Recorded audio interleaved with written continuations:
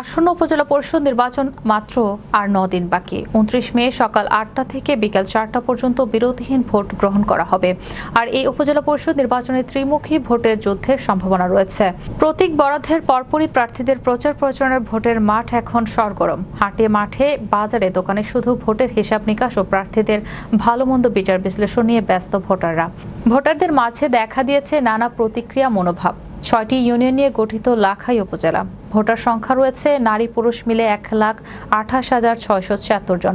ষষ্ঠ উপজেলা পরিষদ নির্বাচনের চেয়ারম্যান পদে প্রার্থী রয়েছেন 4 জন। সরেজমিনে দেখা গেছে ভোটের মাঠে ভোটারদের সাথে আলাপকালে জানা যায়, কেউ বলেছেন পুরাতন প্রার্থীকে ভোট দিয়ে দেখেছি, আর নয় পুরাতন, এবার নতুন মুখ আসা দরকার। আবার কেউ কেউ বলেছেন পুরাতনই ভালো। এদিকে প্রার্থীরা ভোটারদের মন জয় করার জন্য উপজেলা উন্নয়নের জন্য বিভিন্নভাবে প্রার্থীরা ভোটারদের কাছে অঙ্গীকার প্রতিশ্রুতি দিয়ে ভোটারদের আকৃষ্ট করছেন।